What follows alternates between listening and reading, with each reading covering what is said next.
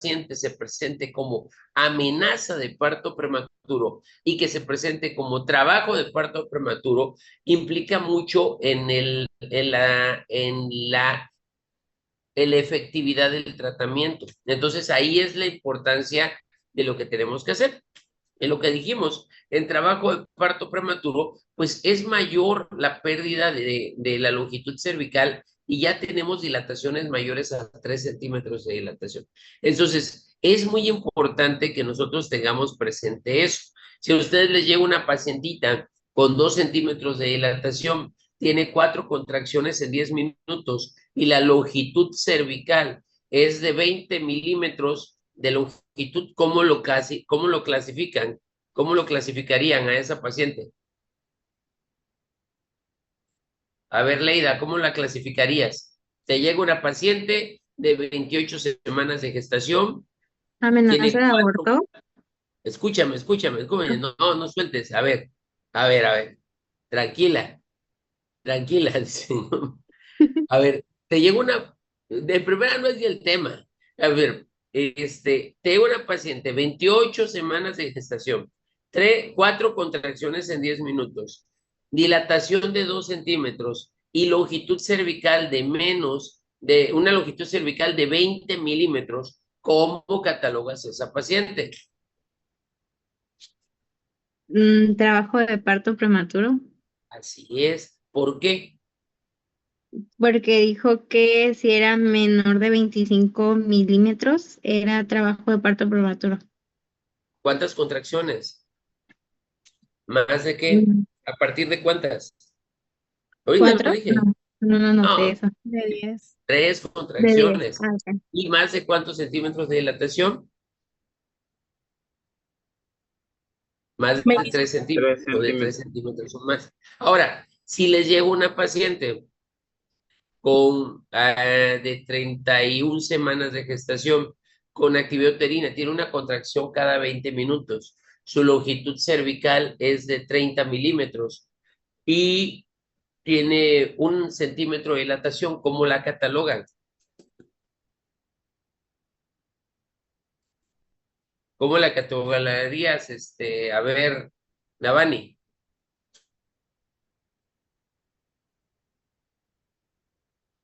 31 semanas, 1 centímetro de dilatación, longitud cervical de 30 milímetros y tiene una contracción en 10 minutos. ¿Amenaza de parto? Amenaza de parto prematuro. ¿Ok? Muy bien. Entonces, es muy importante clasificarlos y ahorita lo vamos a ver por qué. Ahora, aquí es muy importante, también hay datos clínicos. Por ejemplo, aquellos pacientitas que les lleguen con un fondo uterino menor a 29 centímetros, pues voy a sospechar que es un producto prematuro. Por ejemplo, a ver, ¿con quién voy? Voy con Yesenia. Yesenia, claro. Si yo tengo una pacientita que te llega con un fondo uterino de 28 centímetros, ¿cuántas semanas de gestación tendría y qué fórmula ocuparías? Sería la fórmula de McDonald's, ¿no? Para ¿Ok? calcularlo. ¿Y cuánto te sale con 28 centímetros? Ah, voy. Ahorita lo hago.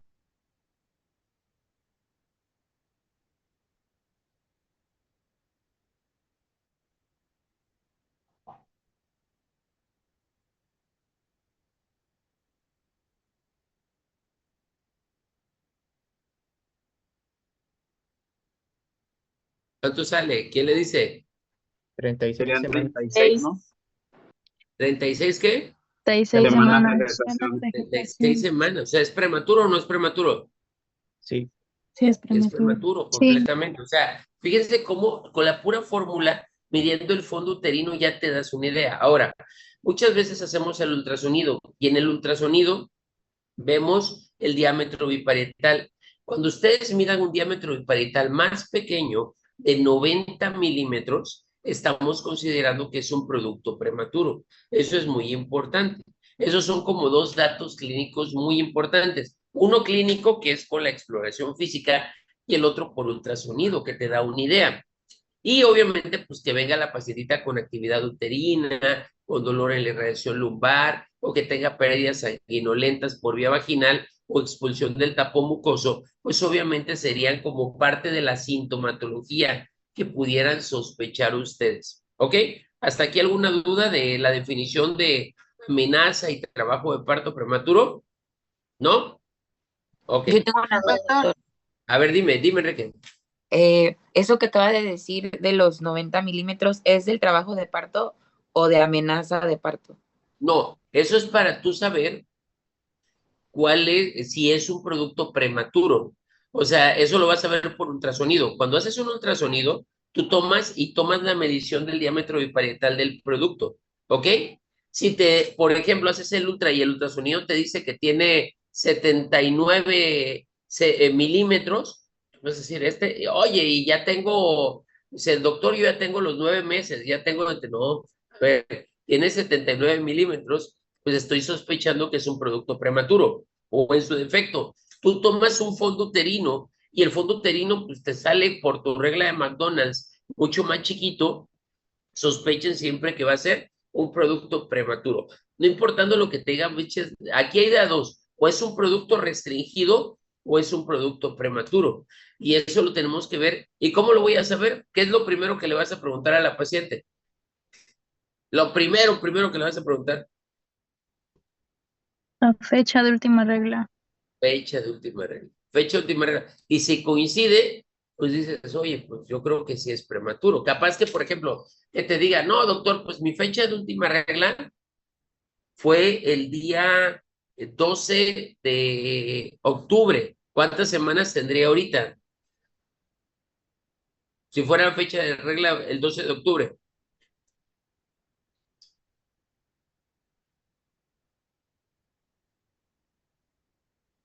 ¿Cuándo es la fecha de probable de parto? 12 más 7, rápido. 19 de julio. 19 de julio. ¿Y 10 menos 3? 7. Ok, entonces Julio. el 19 de julio. El 19 de julio, ¿cuántas semanas tendría que tener la paciente? ¿Cuántas?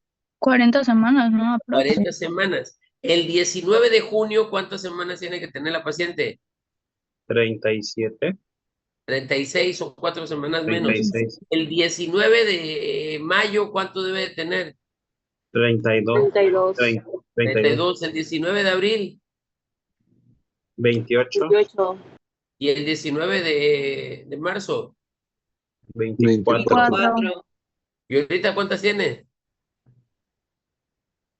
20. Estamos a 12, ¿no? 22. Ajá. 22. 22. 23. 23 semanitas y cacho, ¿no? Por mucho. O sea, ¿es parto prematuro o aborto ese niño? ¿O amenaza de aborto? Parto prematuro, Está ¿no? en el límite, ajá, pero es No, pero parto ¿cuánto es? prematuro. Ah, eso chingados, porque tiene más de 23 semanas. Ahora, les llega la pacientita que su fecha última regla fue el 10 de junio. Y fue el 10 de junio, no, 10 de julio, perdón. ¿Cuántas semanas tiene ahorita? ¿Y cuándo es la fecha de probable de parto? 10 de julio, ¿quién me dice? 17 de marzo, ¿no? 17 de marzo. 17 de abril, ¿no? 17 de abril, porque es 10 de julio. Julio. Julio. Entonces, el 17 de abril va a tener 40 semanas. El 17 de ¿cuántos va a tener? 36. 36. ¿Y ahorita cuántas tiene? Son como 33. 34. 34. 33, estamos a 12. Y el 17 va a tener 36. Tiene 35.2. 35, ¿qué? Punto. Punto 2. Le faltan 5 días para 7 días. Entonces, ¿y es prematuro o no es prematuro? Sí. Sí, es Sí. prema. Y te va a decir, no, Prematuro. pero a mí me falta un mes. No, cabrón, te faltan semanas para ver. Bueno, eso es importante que ustedes valoren. Entonces ya dijimos, fondo uterino, su regla de McDonald's por ultrasonido, obviamente la fetometría, pero también nos vamos a guiar por el diámetro biparietal y pues hay que corroborarlos con la fecha de última regla. ¿Estamos de acuerdo? Bueno, No, se supone que hay una clasificación, ¿no? De los prematuros, dependiendo a eso. Que si es menor a 28, es un prematuro, creo que lo clasifican en extremo, y ya si es de 34 o 36.6 en adelante, es un prematuro, pues, leve. por ahí, no, mira, aquí te los estoy poniendo. Y te los puse en la segunda diapositiva. Oh, no lo vi. Previables, lejanos al término, cercanos al término y de término. Así te los puse. ¿Ya las Ah, viste? sí, no lo había visto. Ah, qué cosas, ¿no? Qué cosas. Sí, en la segunda diapo lo puse. Previable, pues si te llega un bebé de 23 semanas, la neta no va a vivir. Lejos del término, es de la 27 a la 32. La verdad, todavía hay posibilidades, pero obviamente entre más lejanos estés al término, hay mayores comorbilidades. Cerca del término de la 32 a la 36, estos productos tienen muy buena esperanza de vida, ojo, de vida, no de morbilidades, que es lo que vamos a platicar ahorita. Y ya los de término, pues bueno, estamos hablando que ya son productos que pueden nacer sin ningún problema, existiendo algunas complicaciones en algunos casos. ¿Ok? ¿Sí los anotaron, verdad? Bueno, entonces, aquí la gran importancia es que es del 6 al 10% del total de los partos. O sea, 1 de cada 10 partos presentes en general va a ser un parto prematuro y tiene una alta importancia, es mucho, eso es mucho. Aquí el gran problema que a pesar de todo eso, pues muchas de estas pacientitas, pues obviamente se va a dar tocolisis, que es obviamente el manejo para inhibir el trabajo de parto, pero de todos los partos prematuros que se presentan, el 75% de las muertes perinatales es por esto. Y aquí viene el gran problema, chavos, y anótenlo muy claro. La complicación más común de un parto prematuro a largo plazo, va a ser alteraciones neurológicas. No que se mueran, porque el que se muera no es complicación, pues se va a morir y ya no va a tener repercusión social, pero una repercusión realmente de los partos prematuros es esto, las alteraciones neurológicas. Y esto implica gastos, implica atención integral sobre el bebé, implica muchas cuestiones del entorno familiar y el entorno médico para su manejo. Obviamente, pues bueno, como dijimos, en México tenemos una alta incidencia en partos prematuros, entonces sí es un problema de salud pública.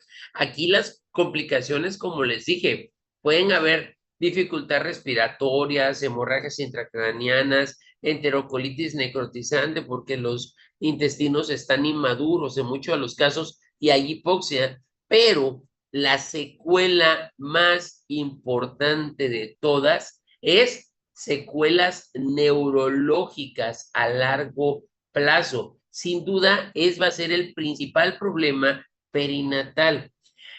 La creación de los Teletón o de los CRIC es principalmente fundada por esto, muchachos. Casi todos los estados a nivel nacional por las fundaciones Teletón, nosotros tenemos uno ahí por el aeropuerto. Si ustedes van a ver, la mayoría de los niños en el manejo es por secuelas neurológicas y la principal causa es parto prematuro. Díganme ustedes, ¿en qué invertirían más? Obviamente si inviertes en un centro de atención integral para los trastornos neurológicos, pero ¿en qué tendrías que invertir principalmente? Pues un centro perinatológico, ¿no? Un centro donde puedas atender cualquier complicación perinatal a un nivel mayor.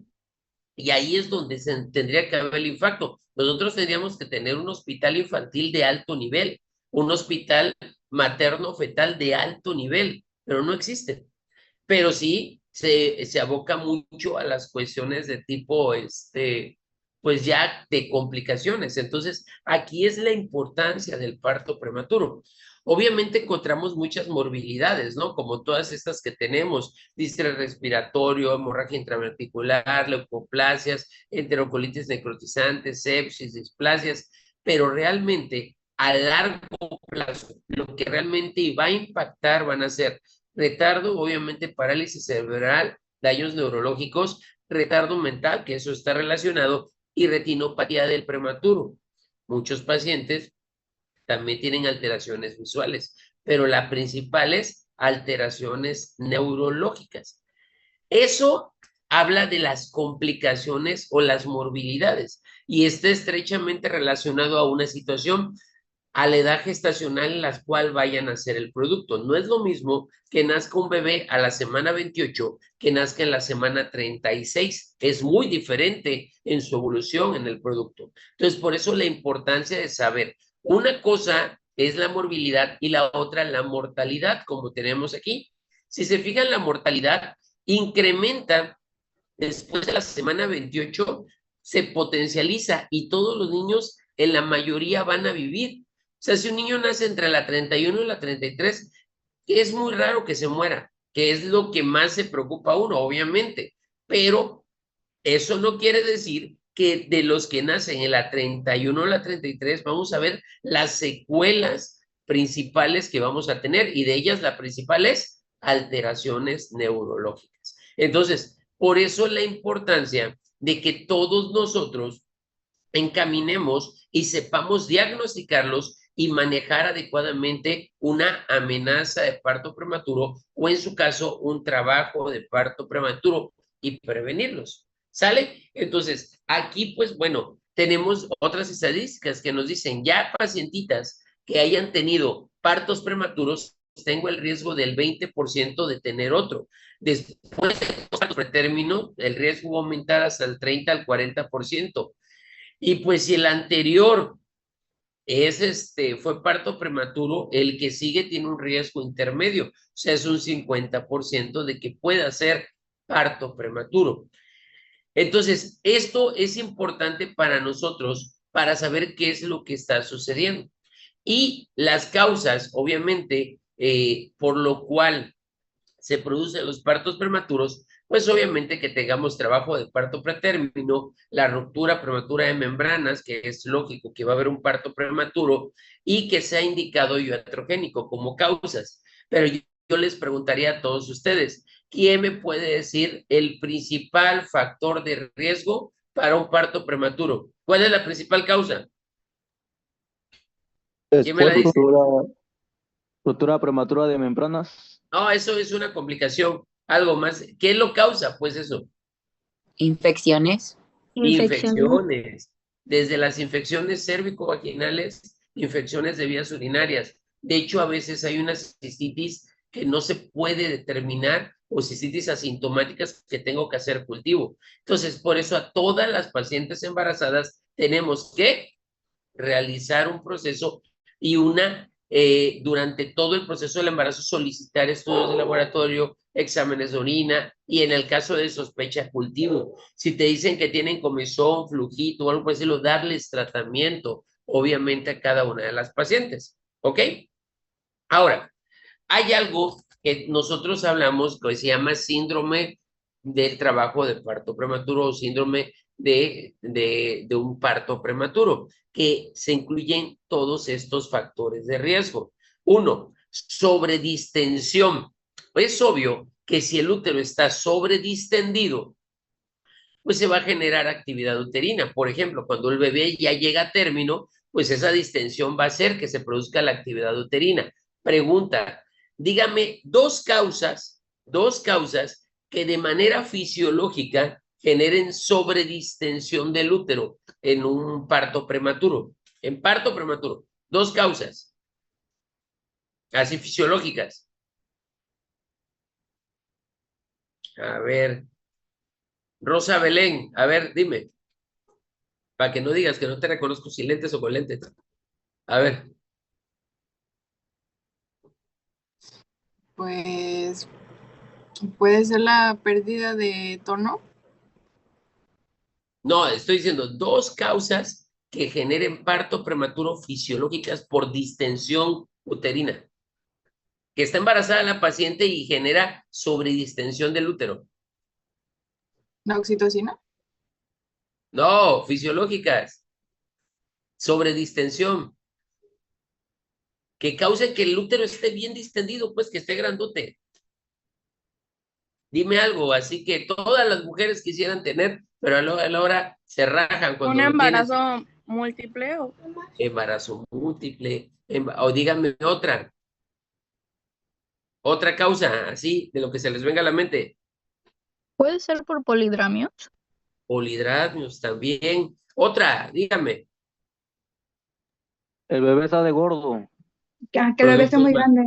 Productos macrosómicos también, ya vieron. O sea, de volada sacaron causas que pueden por sobredistensión uterina causar un parto prematuro. Ok. Infecciones, pues ya platicamos. Infecciones de vías urinarias, infecciones cervicovaginales son las principales que pueden generar un proceso inflamatorio a nivel de las membranas y a nivel obviamente de la decidua del útero y generan actividad uterina. Disfunción cervical, pacientitas que por alguna razón han tenido partos o que tuvieron tratamientos a nivel cervical como un cono cervical o cualquier cirugía que hagan que el cervix sea más chiquito de 25 milímetros, me lo pueden causar. Autoinmunidad, pues, enfermedades como el lupus, enfermedades como el síndrome antifosfolípido pueden ser causas. Isquemia, pues obviamente cuando estamos hablando de la isquemia es algo que altere la perfusión placentaria. Enfermedades obviamente como la más común de todas es la anemia.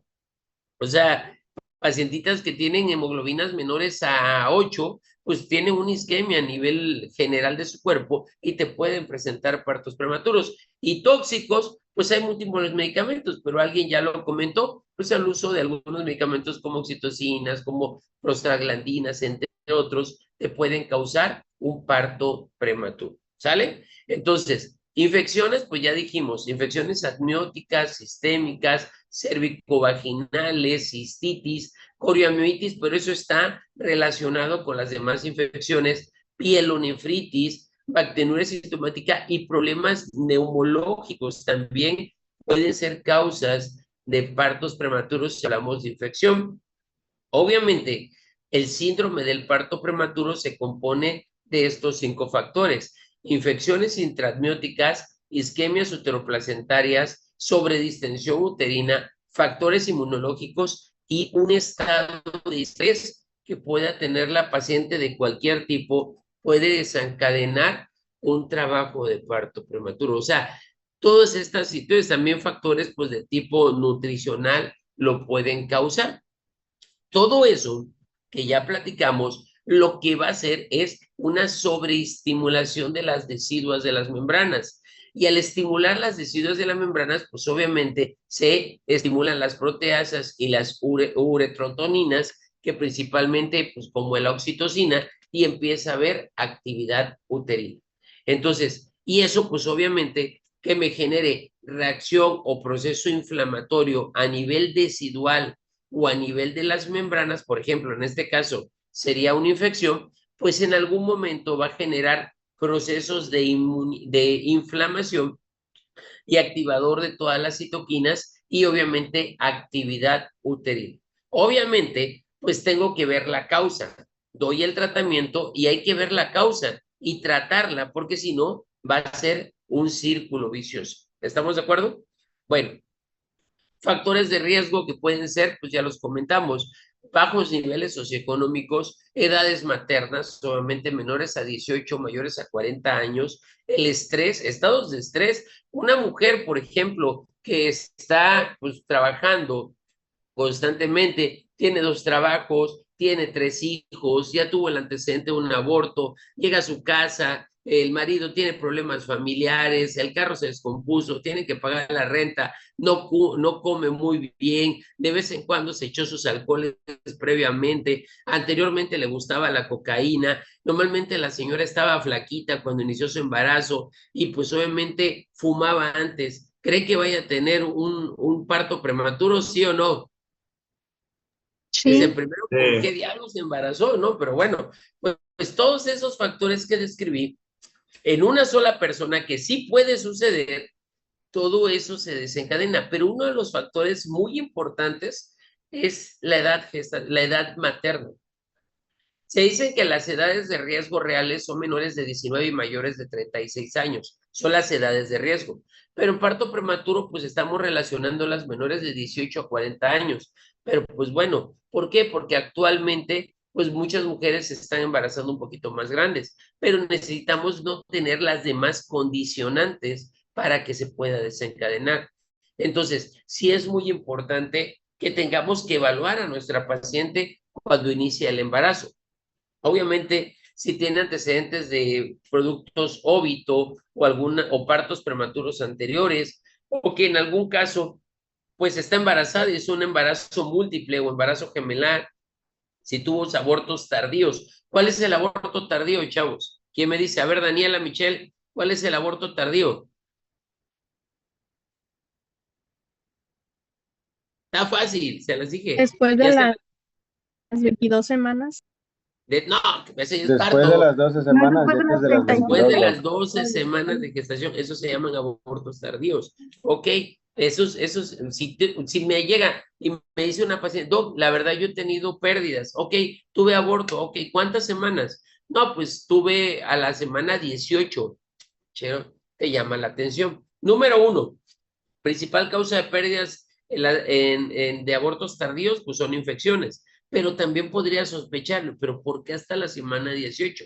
Capaz que tuviera un problemita a nivel cervical, pues hay que investigarlo. Y lo que le voy a hacer es medir la longitud cervical actual de cómo está la pacientita, ¿ok? Otras cosas, pues bueno, anomalías uterinas, que tengan úteros de Delfos, bicornes, presencia de miomas en la pacientita, pues todo eso puede ser causa, obviamente, de parto prematuro, infecciones, traumatismos. Aquí sí quiero que les quede claro, cualquier paciente que tenga un traumatismo, vigílenla 24 horas, porque puede desencadenar un trabajo de parto prematuro o una amenaza de parto prematuro o en su defecto un desprendimiento prematuro de placenta. Siempre cualquier paciente embarazada que tenga un traumatismo, por favor, vigílenla 24 horas. Y casi no es común en Acapulco que suceda eso, porque casi no vemos mujeres en moto, ¿verdad? Como 5 niños, la llevan a la escuela que está la señora en la moto, el señor en la moto, el niño atrás, la embarazada adelante, se puede caer cualquier pacientita de esas, ¿ok? Intervenciones quirúrgicas durante el embarazo, por ejemplo, que una pacientita haya tenido una apendicitis y embarazo, pues puede ser un factor de riesgo, o que anteriormente haya tenido cirugías previas, puede ser factores de riesgo. Y lo que les dije, infecciones. Infecciones siempre va a ser el principal factor de riesgo de todo ello. Pues todo esto ya lo platicamos, ¿no? O sea, también otras situaciones como anemia, nefropatías, procesos hipertensivos, endocrinopatías y la más común de todas es diabetes, que es una que ya vamos a hablar más adelante de eso, iatrogenias, traumatismos, como platiqué, y cualquier alteración estructural que puede existir de todas estas que hemos platicado son factores de riesgo de parto prematuro. O sea, prácticamente todo es esto. Bueno, aquí en esta diapositiva vamos a hablar de una proteína que se llama fibronectina. ¿Quién me dice qué es la fibronectina? A ver, ¿quién ha leído, qué escucharon, qué les platicaron de la fibronectina? A ver, Rafaela Ríos, Anel. Fibronectina, ¿qué es la fibronectina? ¿Qué leíste? ¿Qué sabes de eso?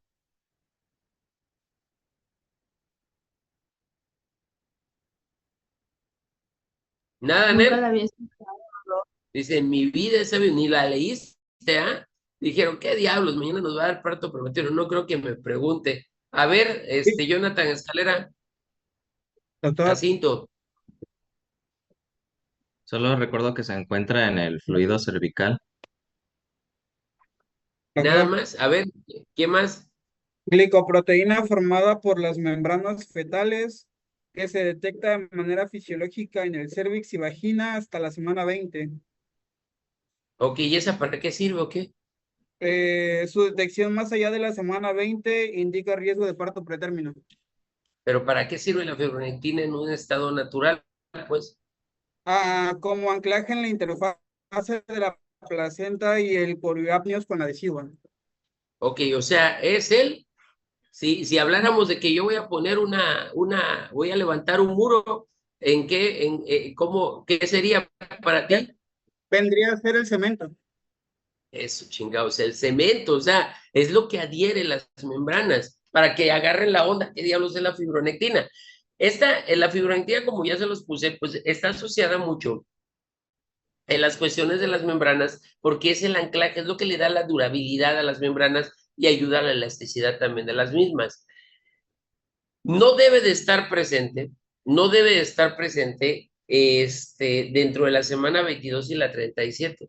¿Por qué? Porque pues es la etapa donde las membranas están en mayor fortaleza.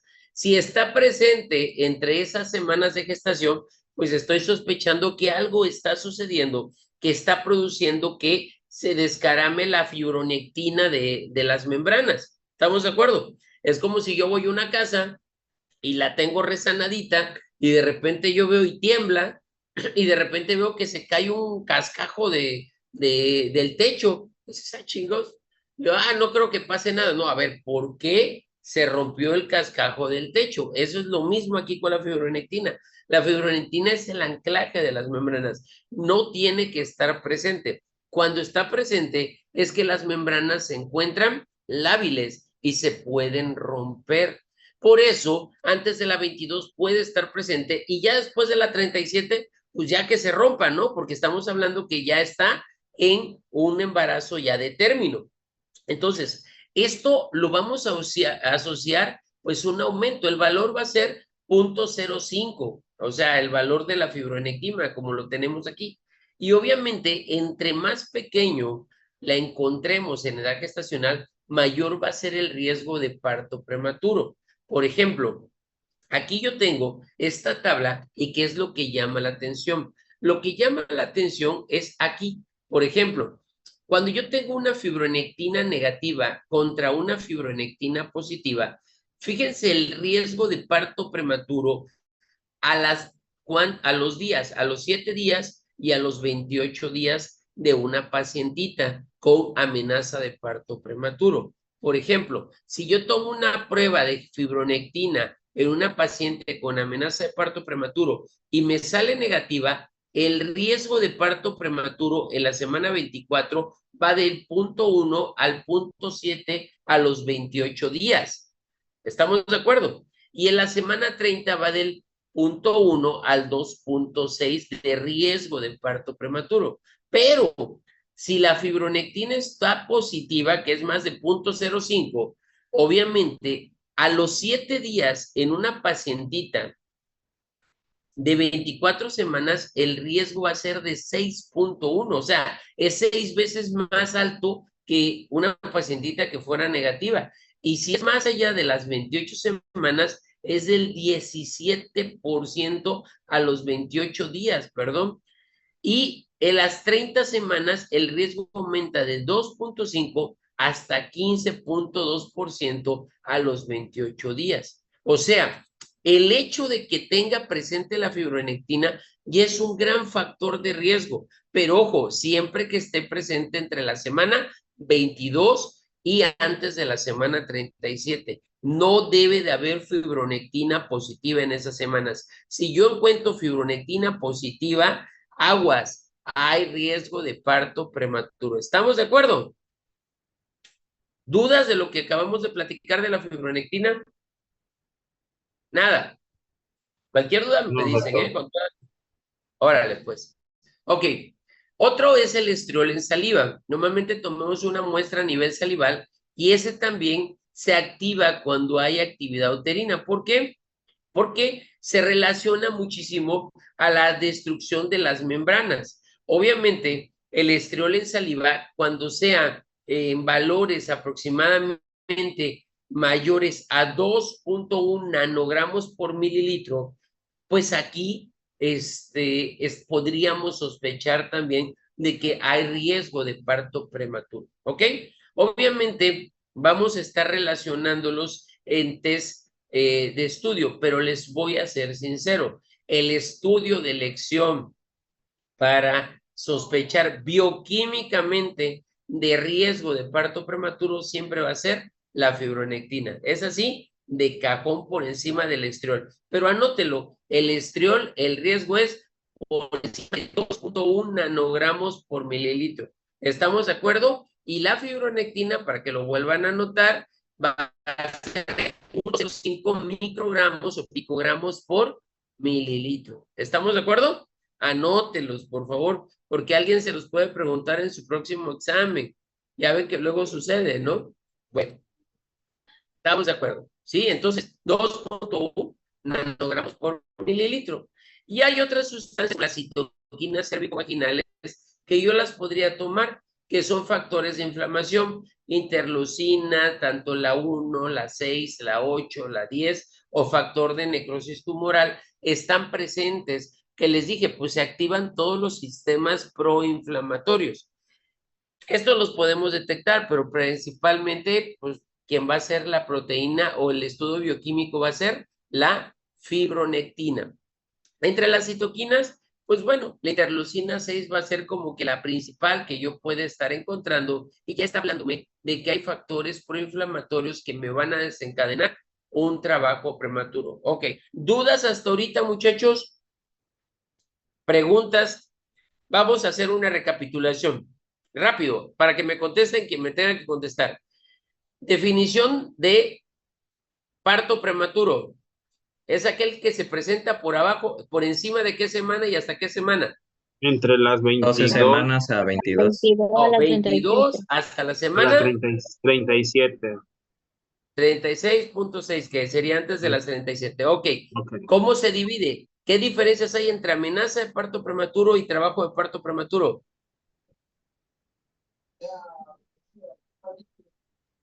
Los cambios El cervicales. trabajo de parto prematuro tiene la característica que son más de 3 contracciones por minuto, más de 3 centímetros de dilatación y una longitud cervical menor de ¿cuántos milímetros? Menor de 25. 25. 25 milímetros. Ok, perfecto. ¿Cómo se divide el parto prematuro? Se divide en, a ver, Daniel, otra vez, dímelo. Previable, Previable. lejanos del término, Ajá, cerca del término y término. perfecto. Ok, principal causa, obviamente, de parto prematuro. Infecciones. Alteraciones. Infecciones. ¿Cuáles son los factores, cuáles son los principales datos de un síndrome de parto prematuro? Dígame los 5 factores principales. Sobredistensión, infecciones, disfunción Disfunción cervical, cervical y autoinmunidad e isquemia. Y tóxico. Excelente, muy tóxicos. bien. Me siento muy orgulloso por todos ustedes. Ok, perfecto. ¿Que me pueden decir en el parto, o sea, de lo que estamos platicando, cuál es la proteína de enlace de las membranas que se presenta cuando hay un parto prematuro? La fibronectina. ¿Cuál es el valor positivo de la fibronectina? Por encima del 0.5. 0.05 micras. Microgramos. Microgramos Ok, ¿cuál sobre es, mililitro. cuál es la otra enzima que podríamos encontrar que también es un factor predictivo de parto prematuro? Estriol en saliva. En saliva. ¿Cuál es el valor? Mayor a Por 2.1. Nanogramos sobre mililitro, mayor a 2. 2.1. Muy bien, muchachos. Me tienen muy orgulloso todos ustedes, ¿eh? Muchísimas gracias. Ya puedo morir en paz. Si me infarto ahorita, voy a ir al cielo tranquilo, ¿eh? Muchas gracias. Bueno, Tengo dígame. una duda antes de que pase al otro ¿Me tema. gustas? En el estriol en saliva, en la diapositiva creo que mencionaba menor a 2.1. O no sé si yo lo Menor a noté. 2.1 es lo normal. Ah, ok. Mayor a 2.1, aquí está. Menor a 2.1 es lo normal. Mayor a 2.1, hasta lo puse, mira, hasta creció. Mayor a 2.1 es sugestivo de parto prematuro. ¿Estamos de acuerdo? Ok. La otra pregunta, que es la más importante de todas. ¿Complicación a largo plazo de parto prematuro? Daño neurológico. Daño neurológico y pulmonar. Alteraciones neurológicas. Literalmente ya contestaron 7 preguntas de su próximo examen, ¿no? Eso ya, anótenlas. Puede que el doctor no las pregunte. Quiero repartir billetales en todo el salón.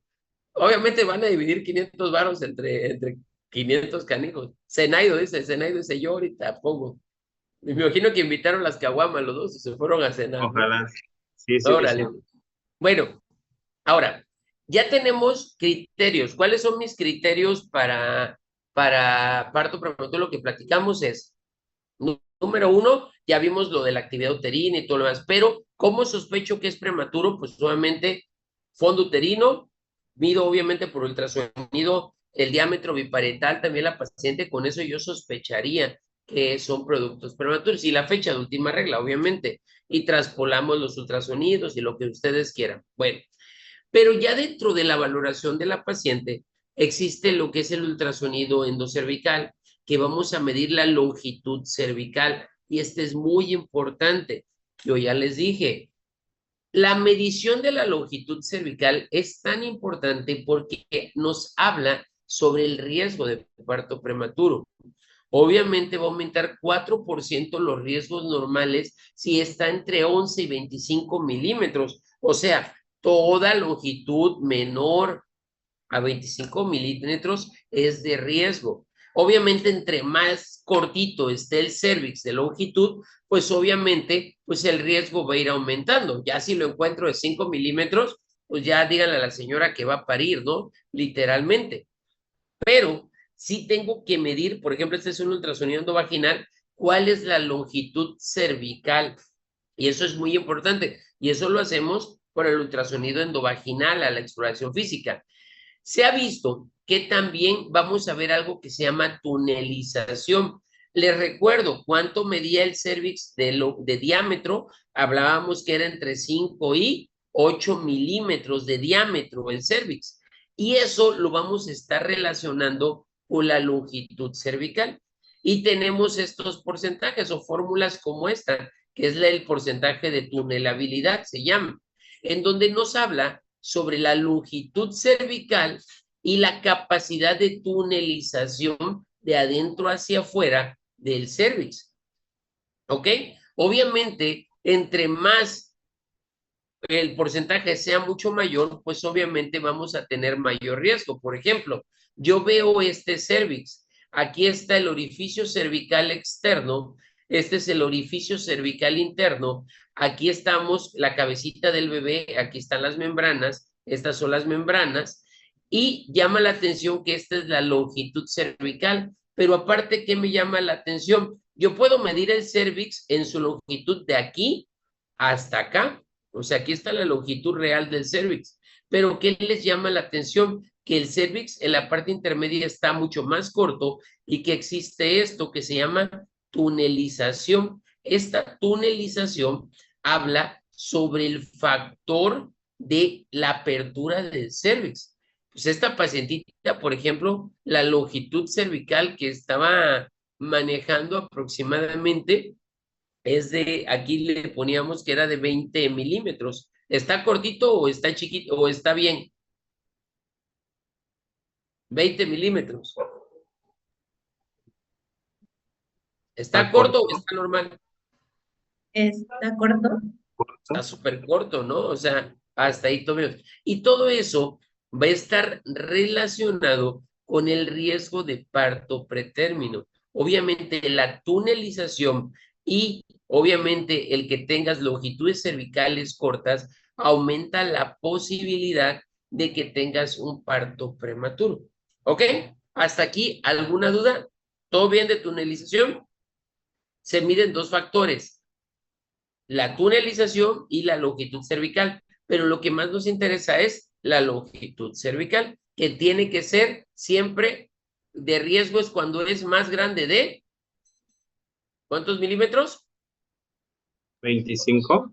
Menos de 25 milímetros. Ok, bueno, ¿y eso cómo yo lo voy a saber? También hay otros factores.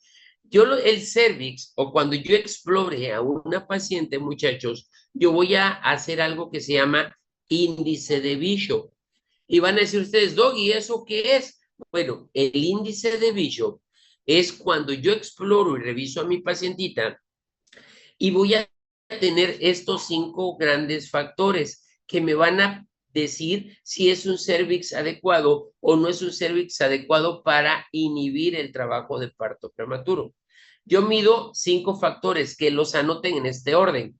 Se anotan en A, B, C, D y E. Y van a decir ustedes, ah, chinga, doctor, ¿cómo que A, B, C, D, E y E? Bueno, póngale, anótelo. A, inciso A, va a ser la altura del cervix. ¿Sale? Va a ser anterior o posterior. B, va a ser el borramiento. Y el borramiento lo vamos a medir en centímetros. O sea, ¿cuántos centímetros está de largo el cervix? ¿Estamos de acuerdo? C, la consistencia, si está blandito o está duro. D, la dilatación, para que no se les olvide, D de dilatación, pues si está dilatado o no está dilatado y cuántos centímetros tiene. Y la E es el estadio de la presentación del producto. Ya no estoy hablando del cervix, aquí hablo qué tan alto que está bajo el producto. Entonces, eso es muy importante porque cuando ustedes hagan una exploración física de cualquier pacientita para trabajo de parto o que vengan con amenaza de parto prematuro, tengo que revisar el cervix y que tengo que, cuando yo lo explore, ver estas 5 características. La altura, el borramiento, la consistencia, la dilatación y el estadio de la presentación, o sea, de la cabecita del bebé, qué tan alta o qué tan baja va a estar. ¿Estamos de acuerdo? ¿Sí? O sea, esto es importante. Y recuerden que el borramiento es en centímetros, porque cuando roten o cuando tengan prácticas en hospitales van a decir, tiene 20% de borramiento, 30% de borramiento, 50%, 90% de borramiento. Eso es completamente mal elaborado, porque eso ya no se usa desde los 60, 70. Siempre desde los 60, 70 se empezó a utilizar el índice de Bishop con longitud cervical. Quien les diga que es con borramiento, pues con la pena, pero pues no te has actualizado en los últimos 70, 80 años, yo creo, ¿no? Entonces, porque a los 70 ya están viejitos, ¿no? En unos últimos 50 años, pues se ha visto que automáticamente ya se hablaba como longitud cervical. Entonces, medimos la altura, el borramiento, la consistencia, la dilatación y el estadio de la presentación. Y en esta tabla me dice que cómo está la presentación. Nos habla en este puntaje que va del 0 al 3. Y si se fijan, tiene un puntaje y aquí abajito nos habla de cómo lo encontramos. Por ejemplo, si les llega una pacientita en trabajo de parto y tiene 2 contracciones en 10 minutos, tiene 35 semanas de gestación y ustedes la exploran y revisan que el cuellito, al tocarla, la altura está posterior. De borramiento tiene 3 centímetros de longitud. La consistencia es blanda.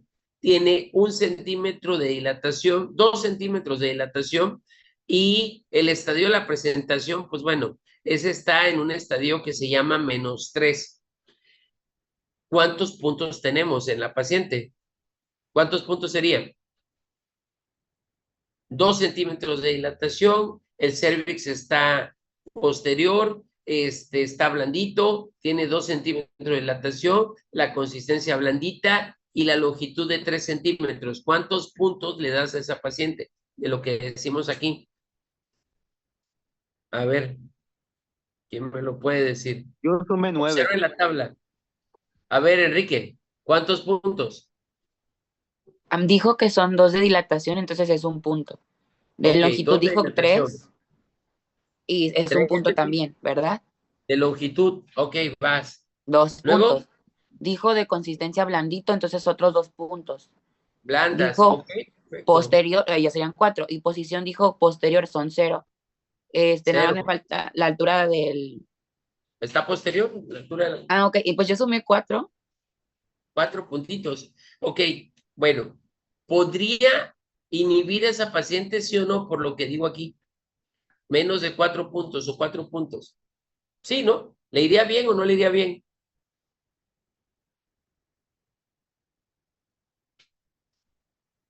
Más o Di menos. sí o no, no te Sería preocupes. bien, ¿no? Sí, yo creo que sí. Sí, ok. Que aquí la importancia es que ¿Cuáles son la situación en este caso? Cuando son que tú encuentres un puntaje más grande de 6, tienes alto riesgo de pérdida. Cuando el puntaje sea menor de 6, tienes un alto riesgo de efectividad. ¿Estamos de acuerdo? Entonces, ¿aquí cuánto teníamos? 4. 4. Le puede ir muy bien, ¿ok? ¿Estamos de acuerdo? Y también esta tabla se usa para todo lo contrario, para cuando yo quiero conducir una paciente en trabajo de parto. Ya cuando veamos el tema, también la vamos a utilizar, pero al revés, si tengo un cervix adecuado para conducirlo o si tengo un cervix que no es adecuado para conducir el trabajo de parto. Pero bueno, hasta ahorita vamos bien, ¿no? ¿Sí me entendieron al índice de Bishop? Entonces, son 5 valores. ¿El A cuál es? Altura. Del cervix. La B. Borramiento. Borramiento. La C. Consistencia. Consistencia. La D. Dilatación. Y la E. Presentación. Presentación. Ok, después vamos a ver el estadio para que le entiendan clarito a eso. Ok, tenemos otra tabla. Van a decir, oh, doctor, no chingue tantas tablas, nos va a volver locos en el examen. Bueno, esta tabla se llama índice de Gruber-Bergen-Maute. De hecho, es muy común que se utilice esta tabla. ¿Por qué, muchachos? Porque esta tabla sí tiene un factor pronóstico o un porcentaje de factor pronóstico. ¿Qué quiere decir? En estas tablitas yo tengo estos 4 puntos que vamos a valorar. Actividad uterina, ruptura de membranas, hemorragia y dilatación cervical. ¿Estamos de acuerdo? Son 4 puntos que yo también voy a revisar en cualquier paciente que les llegue con amenaza o trabajo de parto prematuro. Y es que basado en eso es como lo voy a clasificar si tendría yo efectividad para inhibir el trabajo de parto. ¿Por qué? ¿Por qué? Perdón, se está metiendo aquí mi bebé. Por trabajo de parto. Entonces, ¿qué es lo que tiene que suceder? Normalmente con estos 4 puntos yo valoro, por ejemplo, si te llega una pacientita con actividad uterina, voy a ver si es irregular o va a ser regular. Si hay ruptura, pues obviamente si hay ruptura, pues si va a haber alta sospecha o que ya es una ruptura franca, pues también tenemos que valorar eso. Por ejemplo, cuando es una ruptura franca, pues ¿cómo se llamaría si fuera un producto de menos de 22 semanas? Aborto. ¿Aborto qué? Aborto Cuando se tardío. rompen las membranas. Tardío. No, qué chingados, cuando se rompen las membranas, ¿cómo se llama? Inevitable. Inevitable, ¿no? Así, inevitable. Bueno, aquí también, cuando hay un parto, cuando dentro de amenaza de parto prematuro hay una ruptura de membranas, el puntaje ya es muy alto. Hemorragia, pues si está sangrando o no está sangrando la pacientita, y la dilatación también es un factor de riesgo.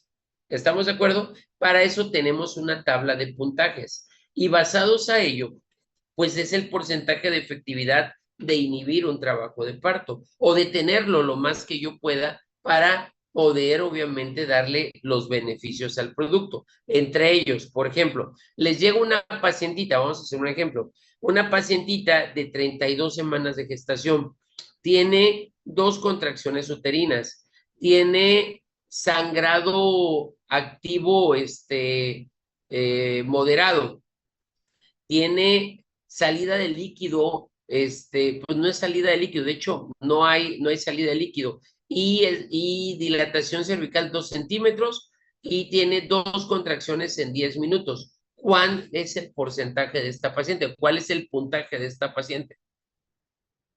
Tiene 2 centímetros de dilatación, 2 contracciones en 10 minutos, no tiene sangrado y tampoco tiene ruptura de membranas. ¿Cuál es el puntaje? Aquí están los puntos. Serían 9, ¿no? Si tiene 2 centímetros de dilatación, ¿cuántos puntos? 2. 2. 2. No tiene sangrado. ¿Cuántos puntos? 0. 1. 0. No tiene ruptura. ¿Cuántos puntos? 0. 0. 0, pero tiene 2 contracciones en 10 minutos. La actividad uterina regular es cuando son 3 contracciones en 10 minutos que duren más de 30 segundos. Eso es una actividad uterina regular. ¿Es regular o irregular 2 contracciones? Irregular. Irregular. Ok, ¿cuántos puntos tiene? 3. 3, o sea, actividad uterina y dilatación de 1. Y las otras, pues ya no tiene. ¿Dónde sacaron el otro punto? No, ¿qué no había dicho que de dilatación era 2? Ah, ok, 2 centímetros. Entonces, ¿cuánto tiene? 3 3. puntos. Ok, perfecto. Les llega una pacientita, anótelo, 3 puntos, ahí ya pusieron sus 3 puntos. Les llega otra pacientita con 4 centímetros de dilatación, una contracción en 10 minutos. No tiene ruptura de membranas y tiene una hemorragia escasa. ¿Cuántos puntos tiene? 6. 6. 6 6. puntos. Ok, anótelo. Les llega una pacientita de 30 semanas de gestación. No tiene actividad uterina. Ruptura es franca, o sea, sale líquido, así como agua de coco. Hemorragia escasa y dilatación cervical, 1 centímetro. ¿Cuántos puntos tiene? 4. ¿Seguros? Tiene 3. Es franca la ruptura, 4. Actividad no tiene, pero sí tiene escasa sangradito, son 5. Y dilatación de 1 centímetro, ¿cuánto es? 6. 6 6. puntotes. Ok. Y dirán ustedes, ¿y eso para qué sirve, doctor? Porque esta es la tabla de porcentajes. ¿Qué es lo que les llama la atención? Con 1 punto, la efectividad de inhibición es del 100%. 2 puntitos es el 90%. 3 puntos, 84%. Y miren, a partir de los 4 puntos es 38%. O sea, ¿ya vieron todo lo que baja en porcentaje de efectividad? Y ya no digamos 5 o 6 puntos. ¿Cuánto tenía la pacientita de la ruptura? 6, ¿no? Y la otra tenía como 5. La efectividad, ¿ya vieron cuál es? Súper baja. Entonces, ¿qué es lo que tenemos? Va a decir, Doc, entonces dejo que nazca. Bueno, espérense.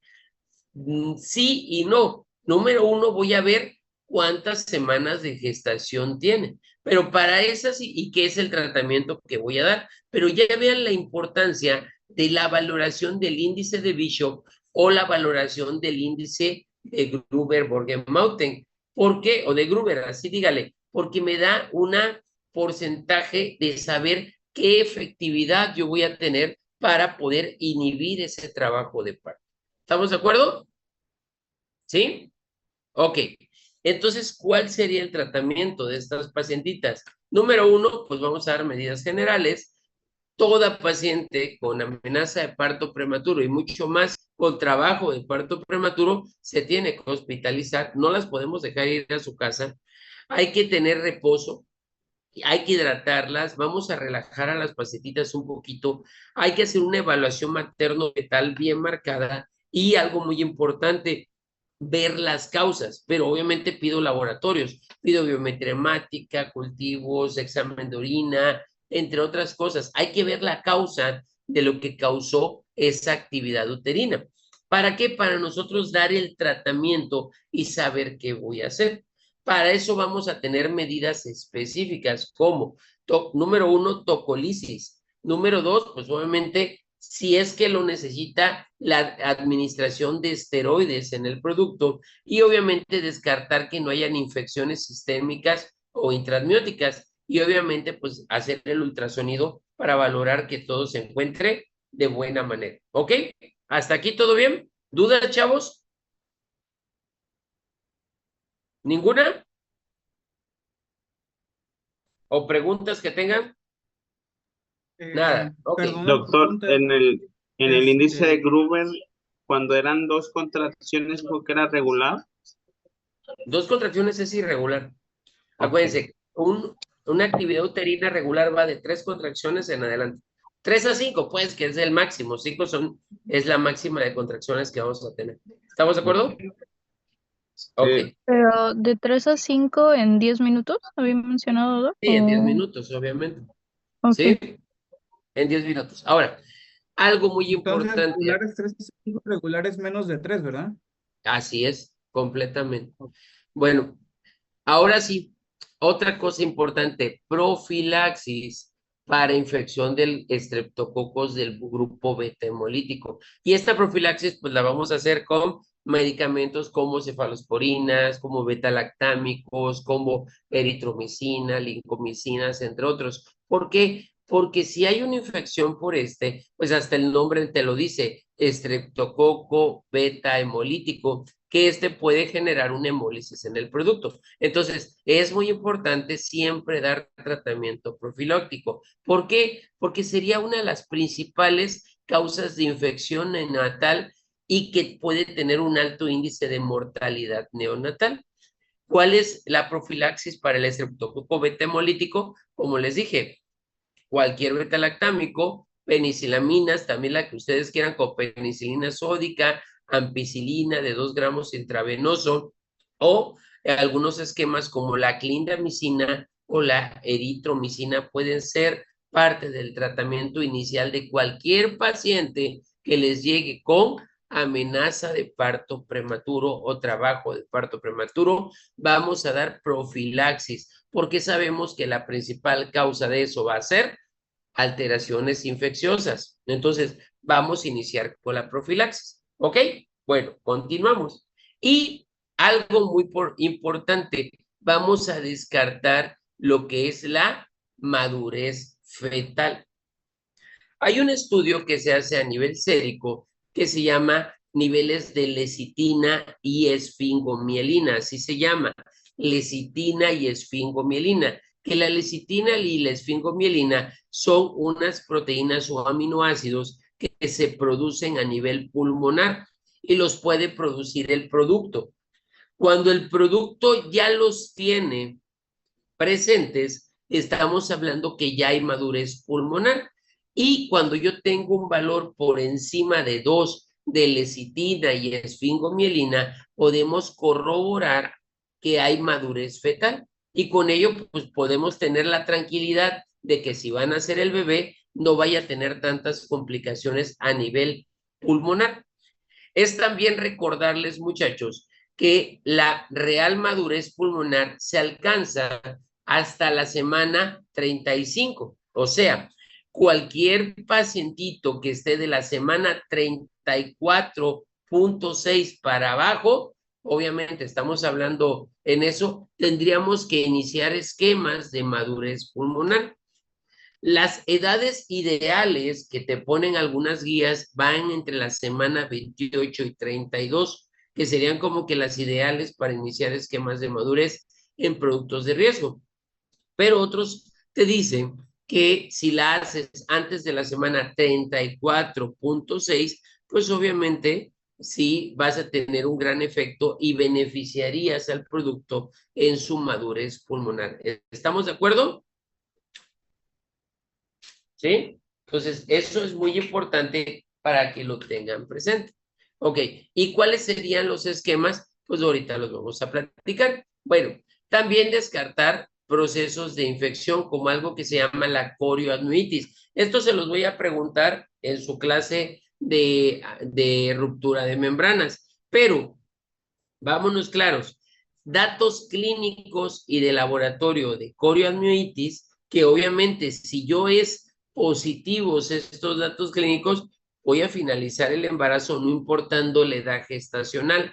Sería que tuviéramos fiebre, que hubiera taquicardia, pero principalmente taquicardia materna, que es la primera que se presenta, y taquicardia fetal, que hubiera mucha actividad uterina o que tú tocaras la pancita de la pacientita y te dieras cuenta que hay mucho dolor, flujo vaginal purulento, y por laboratorios vas a encontrar que tengo leucocitos por encima de más de 16,000, aunque algunos autores te hablan de más de 18,000, y que tenga una PCR o una proteína C reactiva por encima de 2. o una BCG por encima de 5. ¿Estamos de acuerdo? ¿Sí las anotaron? Con cualquiera de esos datos clínicos o de laboratorio, yo consideraría, a pesar de la terapia antibiótica, finalizar el embarazo. ¿Estamos de acuerdo? ¿Ok? ¿Puedes repetir los últimos dos, por favor? Lo de BCG.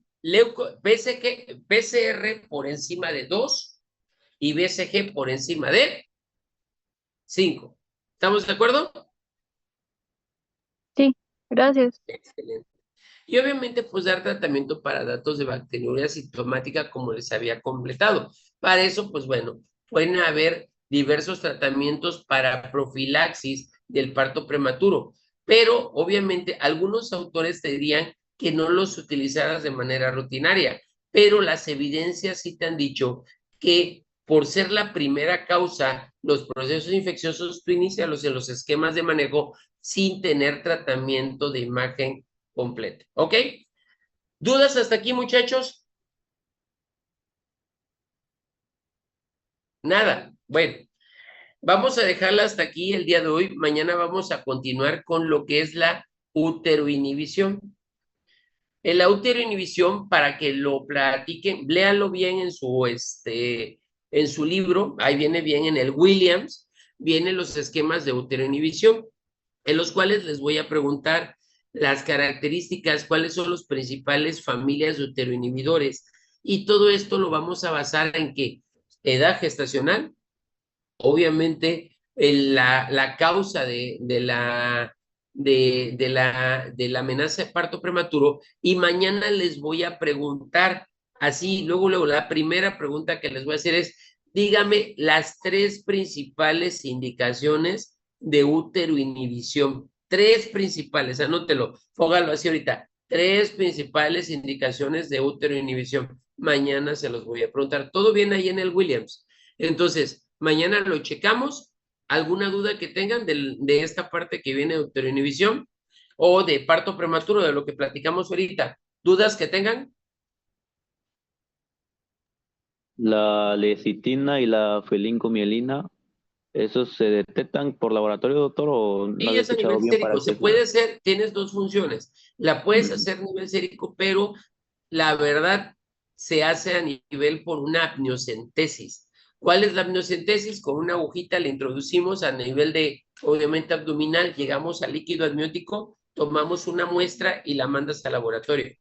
Y valoras los niveles de lecitina y esfingomielina y te tiene que dar un valor por encima de 2, porque son aminoácidos o son proteínas que producen, fosfolípidos, perdón, que producen el producto a nivel pulmonar. Entonces, eso cuando está presente a nivel de líquido amniótico, me habla de que ya hay madurez pulmonar. ¿Ok? Sí, gracias. Órale, pues. ¿Duda, chavos?